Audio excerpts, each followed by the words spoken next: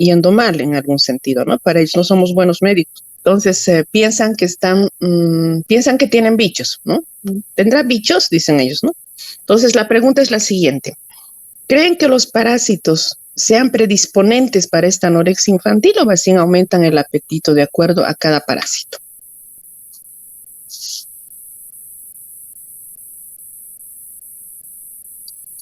Esa era lo que tenían que investigar, ¿verdad?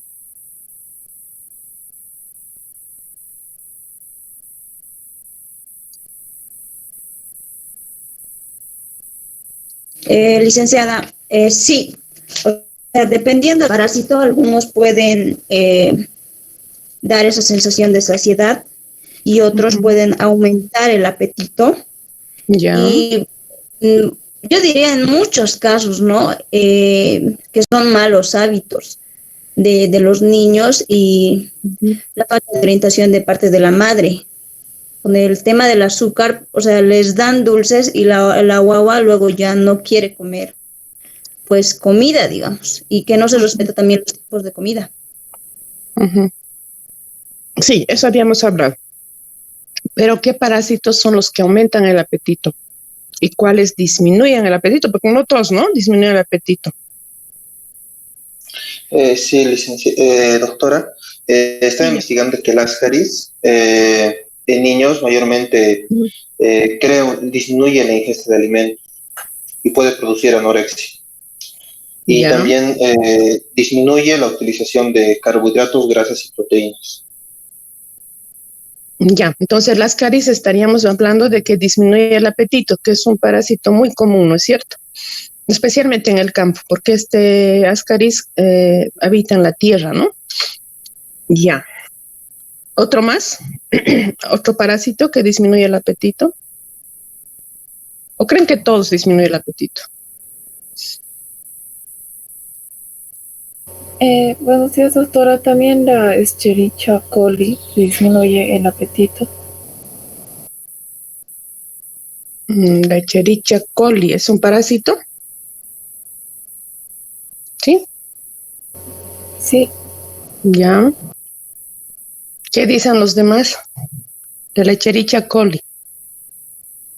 Es bacteria. Es bacteria, es la que generalmente, justo lo que estábamos hablando hace un rato, las infecciones urinarias, la mayor parte se da por esto, ¿no? Por la Escherichia coli, que es una bacteria, miembro de la familia de las enterobacterias, no es un parásito. Generalmente es muy común que también ustedes confundan, ¿no? Las bacterias con los parásitos. Eso hay que tener bien también delimitado. La Escherichia coli forma parte de la microbiota del tracto gastrointestinal y de las vías urinarias, ¿no? No es un parásito. Vive inclusive en los intestinos de las personas, pero es una bacteria, ¿sí? ¿Alguien más?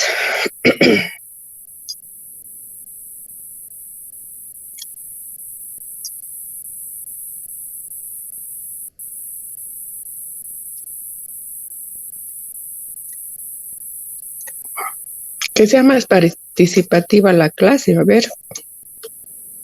Querían subir su tarea, ¿no? La cosa no es subir la tarea, sino que se queden ustedes lo que han leído.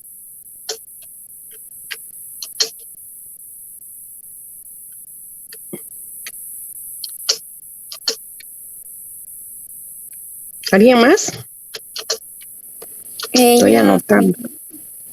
Ya. También la tenia saginata y la tenia solum, ya que se transmite por contacto directo de las manos sucias con los huevos.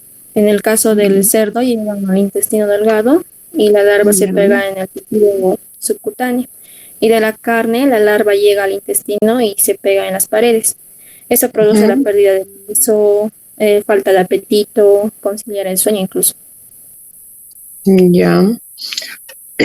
De conciliar el sueño, me has hecho recuerdo de otro parásito que generalmente las mamás dicen cuando está durmiendo, rechina los dientes en la noche. ¿Con qué parásito está relacionado este síntoma? Tenían que repasar todo lo que es parásitos, ¿no? Hoy día. Entonces, y bueno, estoy anotando puntos a los que participan.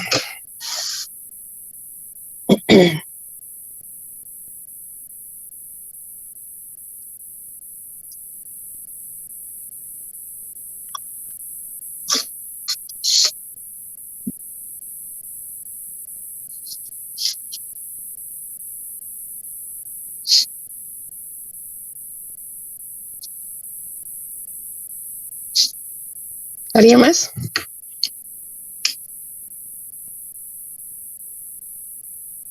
¿Han subido la tarea al Classroom? Porque ni siquiera he tenido tiempo de revisar. Voy a ver eso hoy día. Pero no es tan Doctora, importante. Ujú.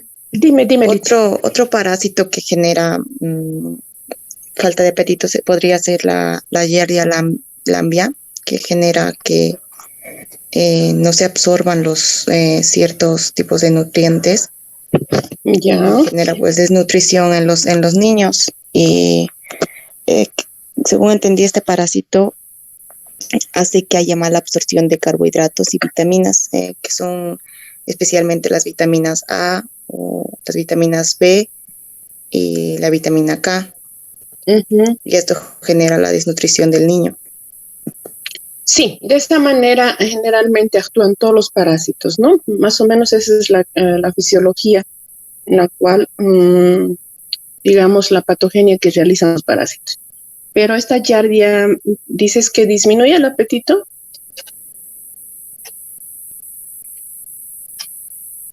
¿También? No, más que todo disminuye la absorción de estos nutrientes, este parásito.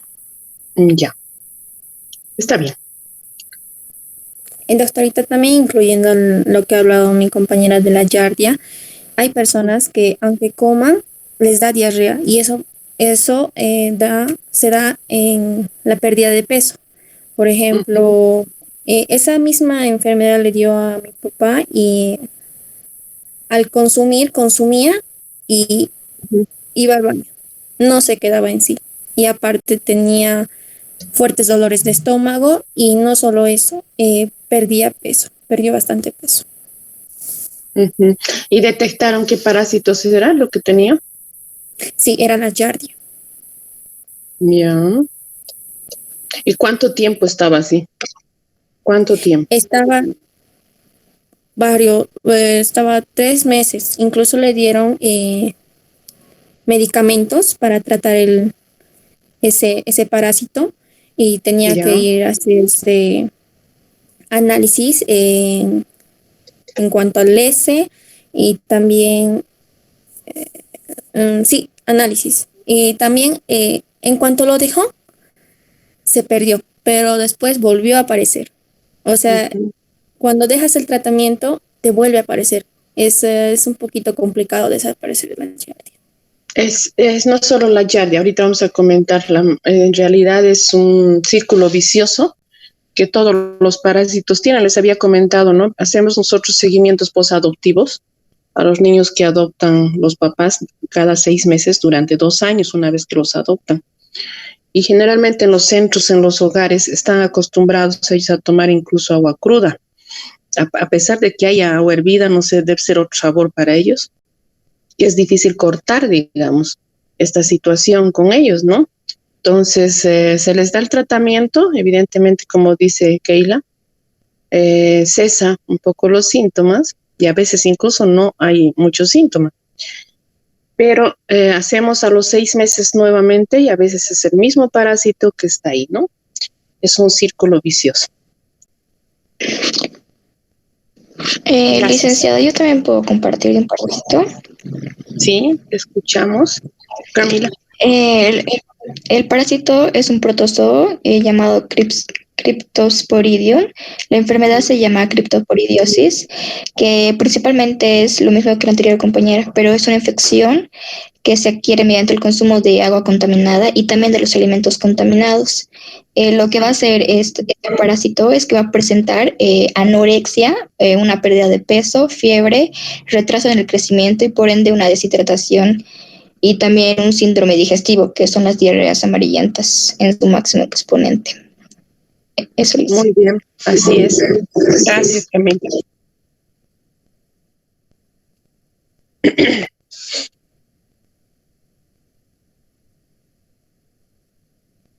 ¿Alguien más?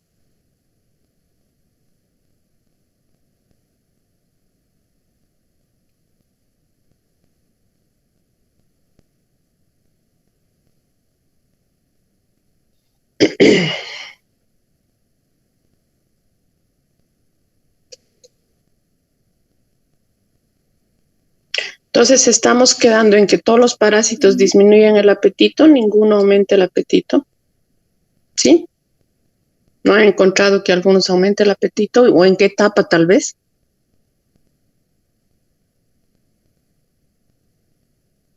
No, doctorita. Más bien yo he encontrado de la trichuris, trichura, de que también da la pérdida de peso y anemia.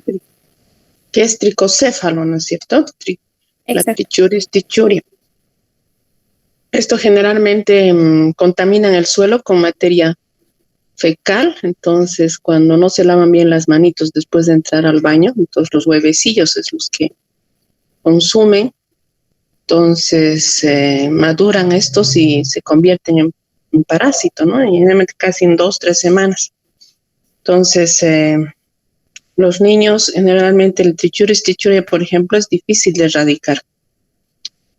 Los gusanos se pegan en las paredes, se multiplican. Internamente dan diarrea, pérdida de peso, anemia, como dices, evidentemente, pero a veces se vuelve crónico. A ver, ¿quién más? Y averiguaron qué es el síndrome de el Ascaris, que si es que no se trata, ¿a dónde podemos llegar con los Ascaris?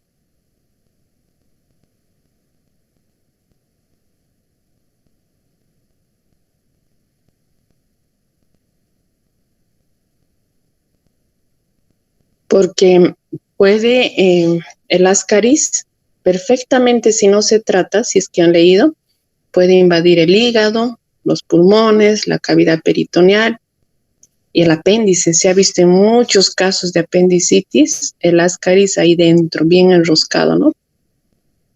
Y es a veces difícil de diagnosticarlo.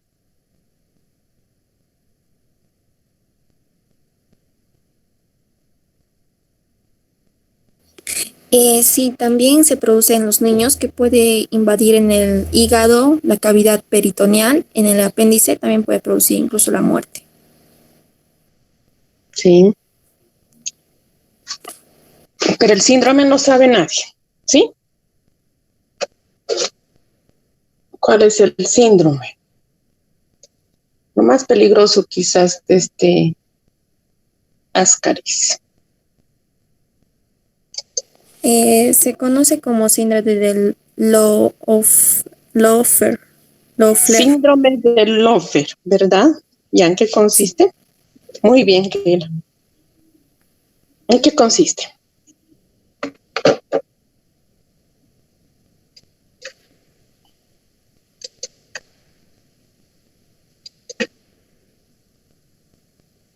¿En qué consiste el síndrome de Loeffler? Es una enfermedad pulmonar, doctorita, que se caracteriza por respiros muy leves, a lo que yo sé. Sí, les da síntomas respiratorios, ¿no? Ajá, pero ¿cómo podemos digamos, diferenciar? Ahora estamos en tiempo de COVID, evidentemente. El COVID es un síntoma que nos da es tos seca, ¿no es cierto? Tos seca generalmente no es con flemas, por eso decían algunas personas, cuando es mi tos con flemitas, entonces un poco pienso que ya no tengo ningún problema, ¿no? Entonces, cuando es tos seca irritativa, podemos ver que es COVID. En este caso, el síndrome de Loeffler, también lo más frecuente es la tos seca. Ya, y es una tos seca que no se pierde por bastantes meses. A veces difícil de diagnosticar, porque a veces este bichito ingresa a veces a los bronquios, entonces no se ve ni siquiera con las radiografías, ¿no? Porque lo normal sería ver unas opacidades pulmonares, ¿no? Pero no se ve. Pero hay una característica importante de la ascaris para también ver, por si acaso, si es esto, es la eosinofilia, que vamos a ver en marcadores bioquímicos nutricionales. La eosinofilia en partes nos diagnostica, ¿no? Un poco estas patologías, no solamente en casos de ascaris de parásitos. La eosinofilia es un parámetro que nos puede llevar también a preguntarnos si esta persona tiene rasgos de alergia, ¿ya? Entonces, un trastorno pulmonar. Muy bien, Keila. ¿Alguien más?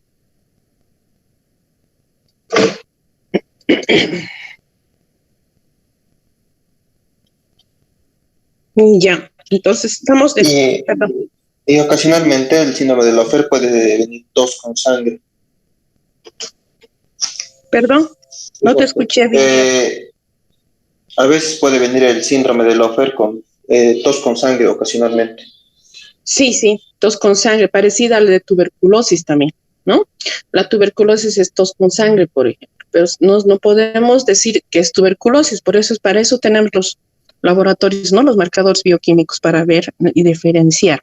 Como les decía, podemos confundir con otro tipo de patologías. Muy bien, gracias. ¿Quién más?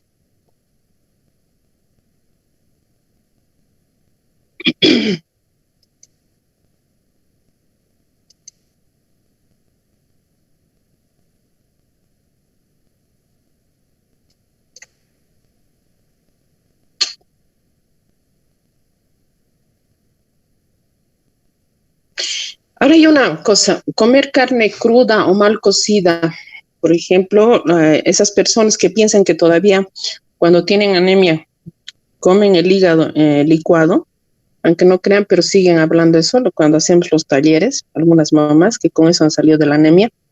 ¿Nos trae el riesgo de parásitos también o no? Buenos días, licenciada. Sí trae riesgo de parásito. Ya. ¿Qué tipo de parásito será? En el cerdo es la Taenia solium y en la vaca la Taenia saginata. Y también algo muy importante y muy peligroso es el cisticercosis, la cisticercosis, que puede llevar hasta la muerte. Esa es una complicación de la Taenia solium, ¿verdad, doctora? Sí, pero la cisticercosis en realidad es un parásito que se encuentra en la carne de cerdo, ¿no? Entonces, trae trastornos neurológicos graves, ¿no? Más bien que tiene tratamiento, pero la única forma de diagnosticar esto, por ejemplo, es mediante una tomografía cerebral, ¿no? A veces no se ve ni siquiera con otro tipo de diagnóstico, o mejor dicho, de ecografía o radiografía, ¿no? Por la tomografía sí, ¿no? Pero es la cisticercosis, sí, incluso no es por la carne de cerdo nomás, también se ha visto incluso consumiendo los tomates, por ejemplo, contaminados por estos u otro tipo de vegetales. O sea, por eso hay que tener mucho cuidado a veces de lavarlos, de pelarlos, a pesar de que el cisticercosis, si ustedes leen, incluso ni cociéndolos a veces se mueren, ¿no? Entonces, es un parásito de mucho riesgo.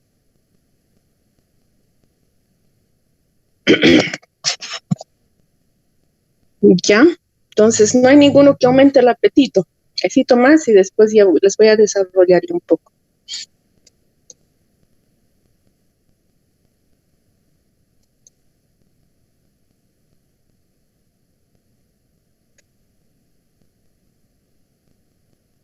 No, ninguno. Entonces, todos disminuyen el apetito. ¿Estamos de acuerdo con los papás entonces?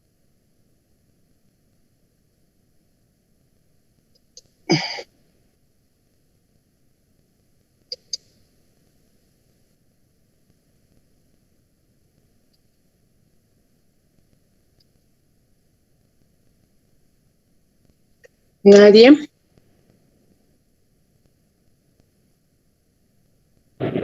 Licenciada. Dulce, sí. Por ejemplo, digamos, hay en algunos casos que están infectadas con parásitos, digamos, no controlan el apetito, sino sí teniendo el mismo apetito, pero se sabe que tienen parásitos porque no engordan. Y eso es otra característica, digamos, que los padres preguntan, por qué mi hijo, digamos, come mucho y no engorda, digamos, y o sea, tampoco pierde el apetito? Ajá. Muy bien, sí, evidentemente. Eso sería la tenia solium. Ujú. Ajá. Sí, sí. Sí, justo a eso quería llegar. En realidad, mm, la mayoría de los parásitos, ya nadie más, ¿no? Nadie más, creo.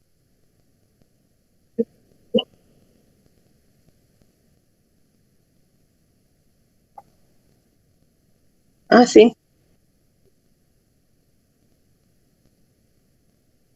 Brises babeas. No, es otro, también ese, pero hay otro más característico. Incluso les doy una pauta. No se diagnostica por un copro parasitológico, o sea, el copro es el llevar las heces, ¿verdad? En un frasquito. Este no. Generalmente le ponen, es un poco gracioso, pero les ponen un scotch al anito cuando duerme y eso se lleva al microscopio. ¿Cuál es ese parásito? Ahora, ¿no es el Loxurius? El oxiurus, muy bien, Giancarlo. Es el oxiurus, ¿sí? Generalmente este no se puede diagnosticar en las heces porque se pierde, ¿no? Entonces le ponen un scotch y eso llevan al laboratorio. Y es muy normal, hay bastante de esto, especialmente en los hogares donde generalmente la ropita no es como en casa, ¿no? De cada uno se lava aparte y demás, sino lavan en lavadoras comunes. Entonces hay mucho de esto del oxiuros en nuestros centros y nuestros hogares. Gracias, está bien, muy bien. ¿Alguien más?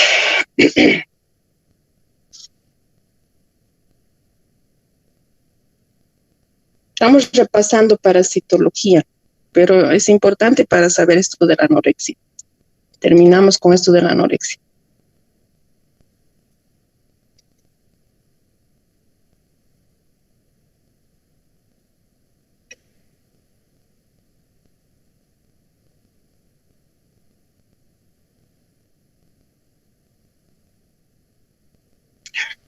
Incluso debería haberles hecho otra pregunta. ¿Todos los parásitos producen diarrea o estreñimiento? ¿O algunos nomás producen diarrea y otros estreñimiento, que es otra cosa también muy importante?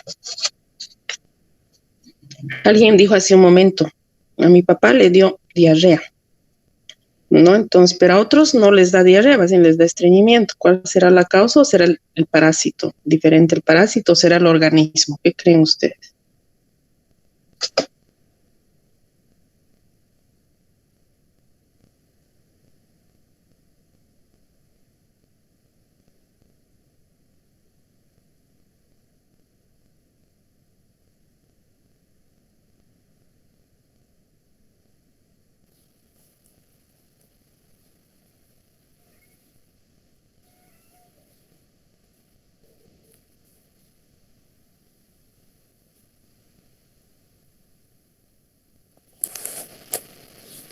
Doctorita, yo digo que es, no todos los parásitos, hay algunos que son especialmente en otras áreas del cuerpo, no todos producen diarrea, pero hay uno que he leído que es la amebas que produce diarrea alterada con estreñimiento.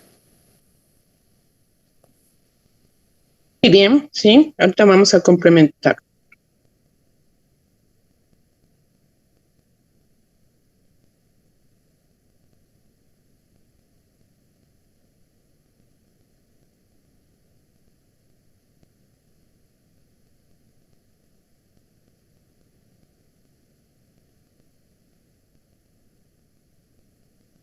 Nadie más, ¿no? Ya han participado pocos. ¿Nadie más?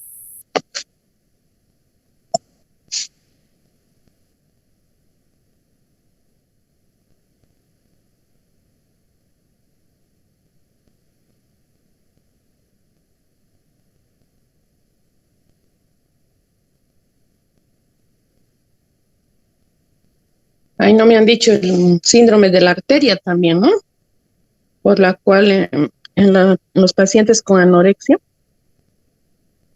se produce una compresión del duodeno por dicha arteria y como consecuencia hay pérdida de grasa, reducción importante de peso, ¿no? Y se sacia. No es de la arteria mesentérica. La arteria mesentérica, ¿no? ¿Pero cuál? ¿Arteria mesentérica? Superior. Exactamente, ¿no? Ese también es otro síndrome, que es muy característico, especialmente en las anorexias adolescentes. Muy bien. Bueno, los mismos nomás están participando. ¿Quién más? ¿Nadie más? Completamos.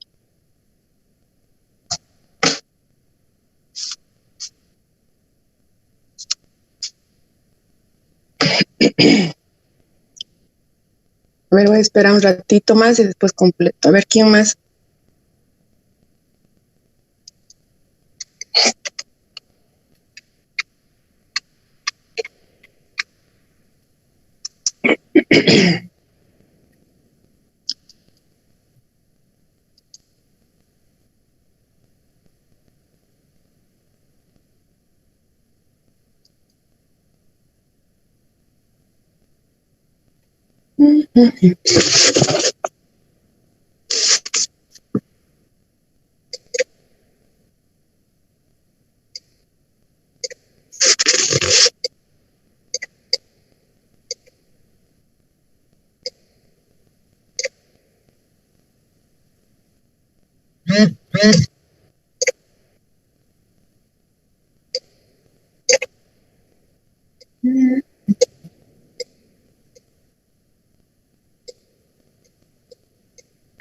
Ya, creo que nadie más.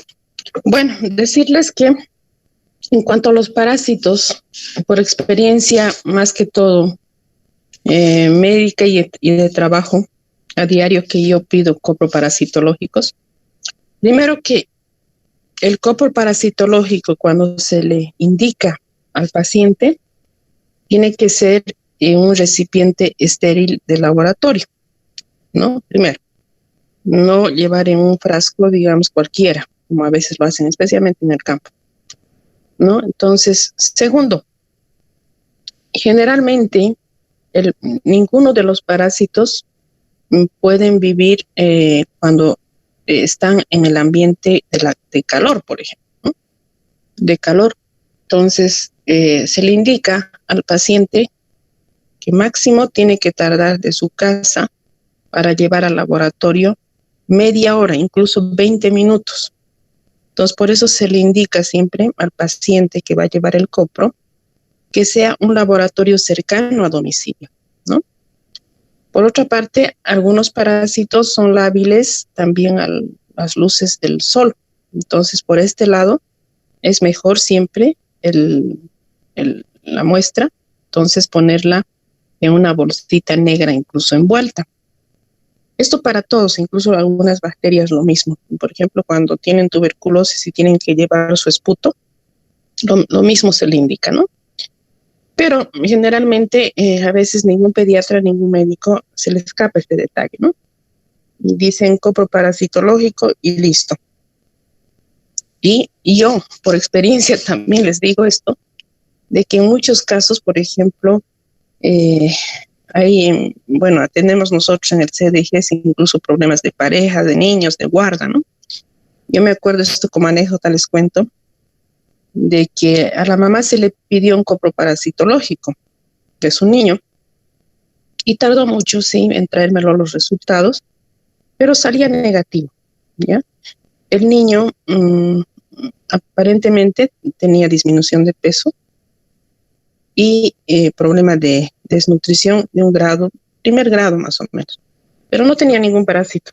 Entonces, me acuerdo que a las 2 semanas más o menos, el papá viene y me dice, ¿estás segura, doctora, que no tiene parásitos mi niño? Porque mi esposa lo que ha hecho es el copro recibirlo en un frasquito del laboratorio y lo ha dejado en el refrigerador durante un día y al día siguiente recién ha llevado, ¿no? Esto les cuento como anécdota porque ocurre y pasa, ¿no? Entonces, ahí estaba el detalle, ¿no? De que de lo que salía negativo, o estos falso negativo, falso positivo, que existen en muchos laboratorios, ¿no? Entonces, también hay que tener mucho cuidado en el momento de pedir. Claro que ustedes tal vez no pidan, pero tienen que pedir cuando amerita el caso, ¿no? Si es que el médico no ha pedido y ustedes sospechan de esta patología, tendrían que hacerlo, ¿no? No es que ustedes van a hacer solamente las dietas o solamente lo que les están pidiendo. Por eso es que más allá es que nosotros tenemos que estudiar en este aspecto, ¿no? Por eso los marcadores bioquímicos, todo eso que vamos a llevar en el segundo parcial, es primordial para que ustedes detecten una patología y es muy importante para hacer luego la terapia nutricional, porque no podemos hacer terapia nutricional sin tener en sí la patología diagnosticada, ¿no? Evidentemente, tal vez me dirán ustedes la historia clínica y está, dice el doctor, tanto si yo hago eso y nada más. No es tanto así, ¿no? Es un compromiso con el paciente y hay que ver todos estos detalles incluso, ¿no? Hay que ser muy detallista cuando nosotros estamos sospechando de una patología. Y esto les cuento así, como anécdota, por ejemplo, a mí me ha pasado hace poco esto de esta pareja, ¿no? Entonces, hay que tener mucho cuidado en el momento de indicar incluso la forma como debe llevar. Claro que hay otro laboratorio que es el coprocultivo, por ejemplo, ¿no? Cuando tiene sospecha siempre de que tiene parásito, en el coprocultivo es más eficiente, si, digamos así, si es en términos, porque estas heces se va a quedar durante 3 días en el laboratorio y ahí sí vamos a ver el crecimiento. Por mucho de que hayan muerto, vuelven a crecer. Esto es el cultivo, que es un laboratorio, un instrumento básico y muy importante para nosotros hacerlo también, si es que estamos siempre en sospecha de que el niño tiene parásito. Ahora, tampoco ciegamente vamos a confiar también en los laboratorios. Hace poco nomás, en esta semana, he tenido un paciente ya adulto, y a propósito tengo que hacer hoy día ese certificado, porque el paciente salió Chagas positivo, ¿no? Bueno, Chagas es por tripanosoma, ¿no? Entonces, hay mucho en nuestro medio, especialmente en el Valle Alto, en Cochabamba, hay bastante problema de Chagas. Entonces, yo puse en el certificado que tiene Chagas porque confía en el laboratorio, ¿no? Pero él me decía, ya soy mayor, él tiene más o menos cerca de 40 años. ¿Cuántas veces habré donado sangre? ¿Cuántas veces había hecho el laboratorio, doctora? Pero nunca me dijeron Chagas. Bueno, me llamó un poco la atención eso, pero mi deber era informar que tenía Chagas en la certificación médica, ¿no? Y resulta que la anterior semana, miércoles o jueves, me dice, he hecho en otro laboratorio y me sale negativo. Inclusive en otro hecho y me sale negativo. Entonces, eso también hay que ser muy perspicaz, cuando haces las preguntas, cuando estás con el paciente para ir más allá. Que también puede haber ciertos errores, sí. Vamos a hablar, como les digo, en marcadores bioquímicos, cómo es la forma también de detectar estos falsos positivos o falsos negativos, porque, bueno, somos humanos y cualquier laboratorio también se puede errar, aunque es grave. No solamente si les contar, una vez me ha salido un niño que ya habían adoptado, sí, evidentemente. El señor había adoptado y me salió VIH positivo, ¿no? Entonces, una vez que ya le adoptó, entonces el señor dijo, ¿por qué me han dado un niño con VIH? ¿No? Pero si los anteriores laboratorios eran negativos, ¿por qué salió positivo? Incluso habíamos pensado de que en la permanencia con él había adquirido. Entonces hemos hecho otro laboratorio en las oficinas del ABIMED, especialmente donde hacen esto del VIH, y salió negativo, ¿no? Entonces también tenemos estos falsos positivos o falsos negativos que a veces implican a tener mucho problema. Esto les comento por experiencia profesional, lo que yo hago a diario. Y es importante transmitirles porque esto puede en algún momento confrontar esta situación también. Y bueno, hablando ya de los parásitos, lo mismo. Yo les preguntaba, les decía, ¿cuáles disminuyen el apetito? ¿Será que los papás tienen razón en esto al decir, tiene falta de apetito mi niño y será que tiene parásitos?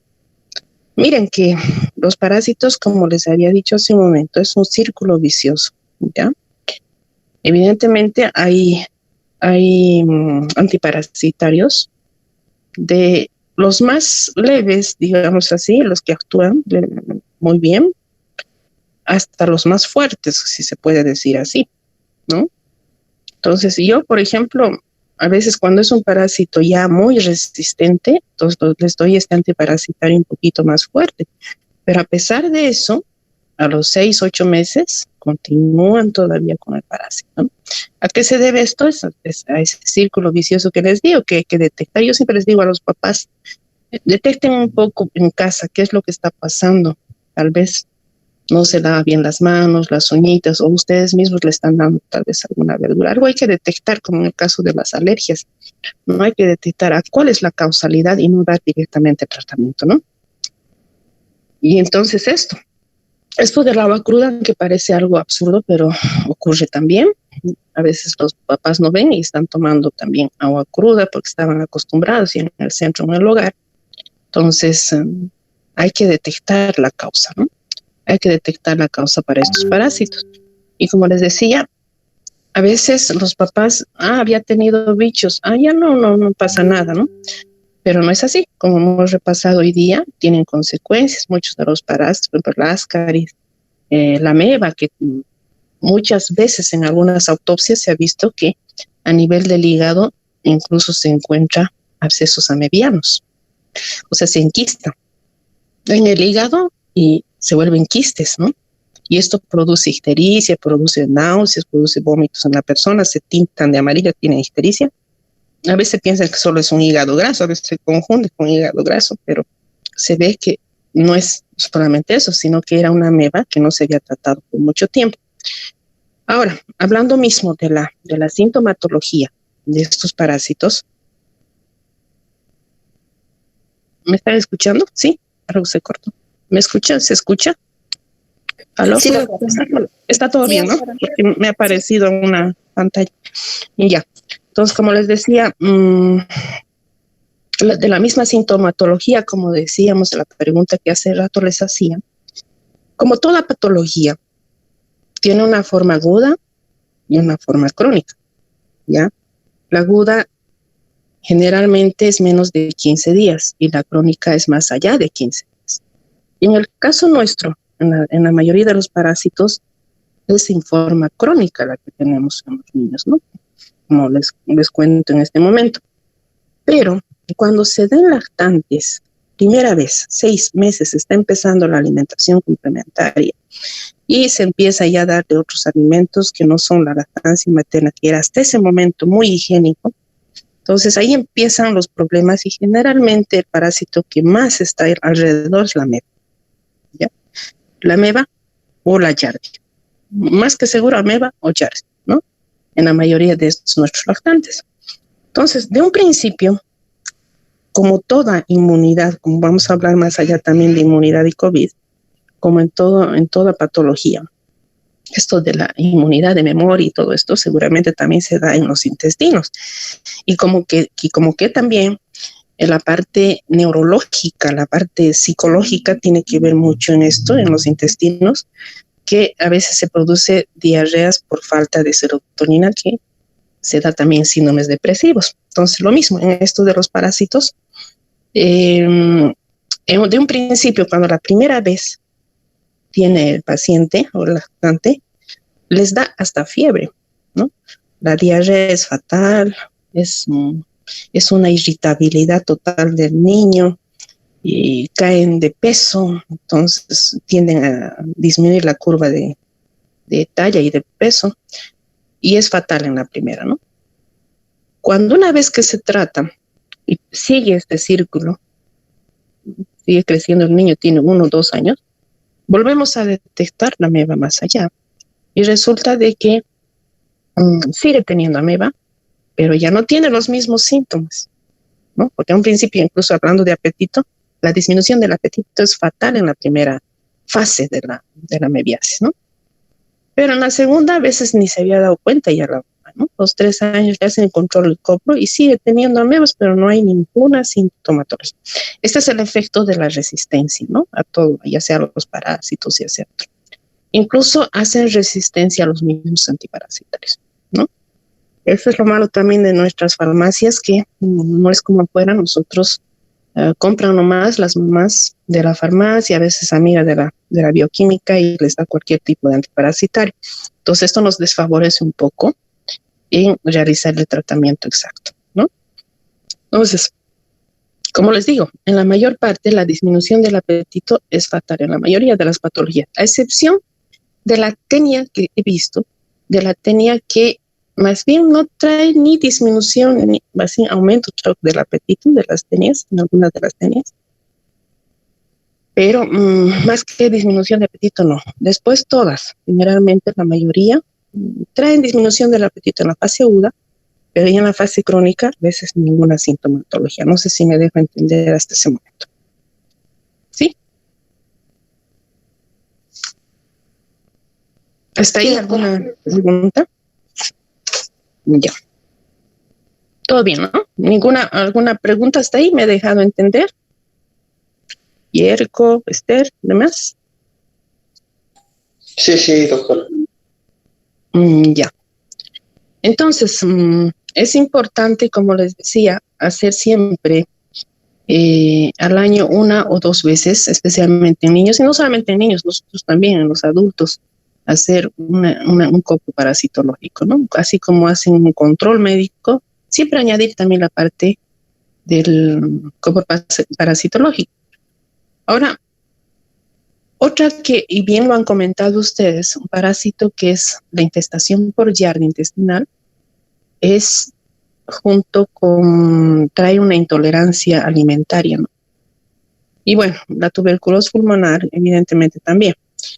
A veces trae, como les decía, las neumonías y demás, traen una disminución total también del apetito. Entonces, estas patologías son bastante en nuestro medio, por eso es que les estoy haciendo repasar, porque lo vamos a ver, tal vez si Dios quiera que vayamos a los centros y van a revisar las historias clínicas y van a ver qué tipo de parásitos tiene y por qué ese niño o ese adolescente no está aumentando de apetito.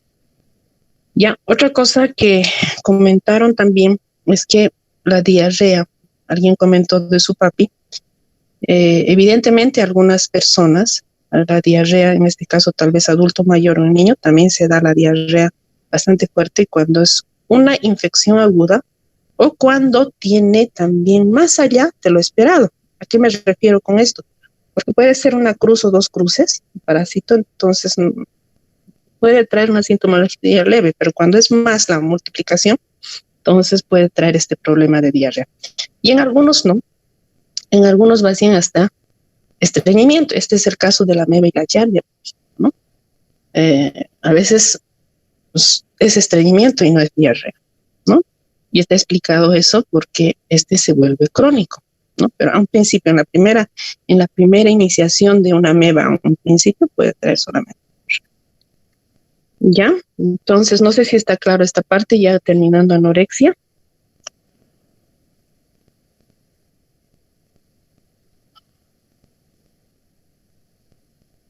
¿Una pregunta?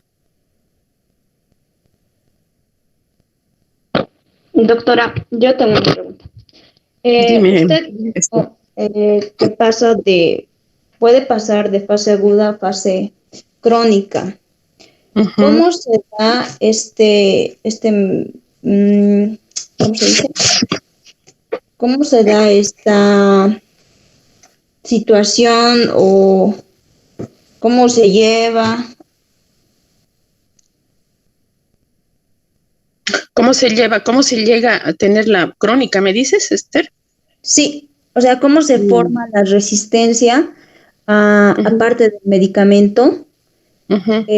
¿Cómo es que se normaliza la parasitosis? Justo con lo que estaba diciendo. Sí, hay varias razones. Una, porque de hecho el organismo es muy sabio y eso es lo que más ocurre en el campo en especial. A veces no llegan ni a enterarse que tienen, ¿no ve? El problema de las amebas.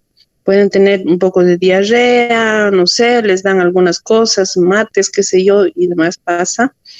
Y esta va arrastrando y se vuelve crónico, así por decirlo, ¿no? Y otra es la que se trata más bien con más, en la ciudad se da más esto con antiparasitarios cada 6 meses o cada, como en mi caso, por ejemplo, o cada año con el pediatra, y esta no erradica en realidad ya el parásito, como que te digo, que ya lo conoce ese antiparasitario, lo reconoce y ya no le hace ningún efecto. La primera vez tal vez le hizo efecto, la segunda y tercera no le va a hacer ya mucho efecto. Así como, por ejemplo, tenemos la resistencia a los antibióticos, se está viendo también por los antiparasitarios. ¿Ya? Por eso es que es importante en este caso, si tenemos nosotros a mano el instrumento del coprocultivo, hacer un coprocultivo. Entonces ahí nos sale a cuál es resistencia y a cuál no. Es un instrumento muy importante eso que podemos hacer, ¿no? Y esto obviamente es dentro del laboratorio. Dentro del laboratorio va a crecer ese parásito y va a morir van a hacer la prueba con ciertos antiparasitarios. Y ahí nos va a salir ya el antiparasitario incluso que tenemos que utilizar y en forma definitiva. No sé si te he respondido o a dónde quería ir tu pregunta, Esther. No, sí, está bien, licenciado.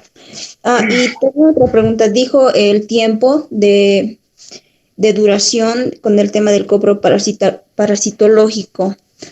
Yo no hace mucho fui con mi primo porque le dio una diarrea muy fea, ya estaba deshidratado, y el médico dice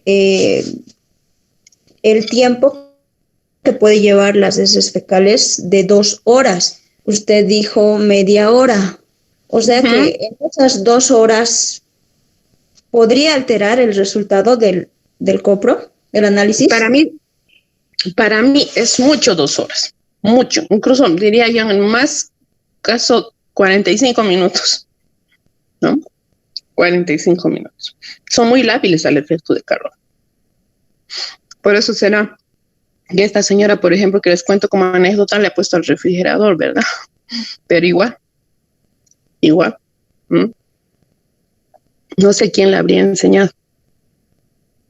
Pero 45 minutos le doy máximo. Yo.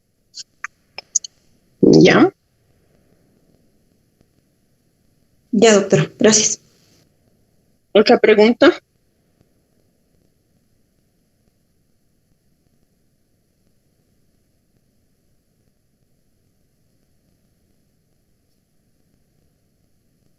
¿Está todo bien, chicos?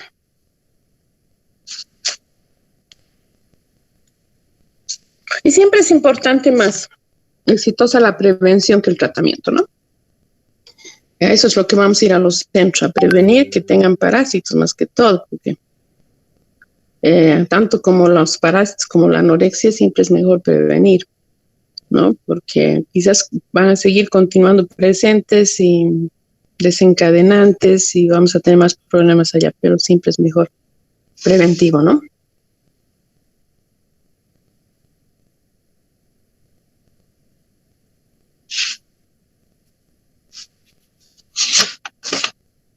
Bueno, creo que dejamos ahí, con esto hemos terminado de repasar. En el diagnóstico había algo más de lactancia materna, no sé si eso más vamos a poder verlo el viernes y el lunes entramos con requerimientos nutricionales. Ya, no hay ninguna pregunta más, ¿no?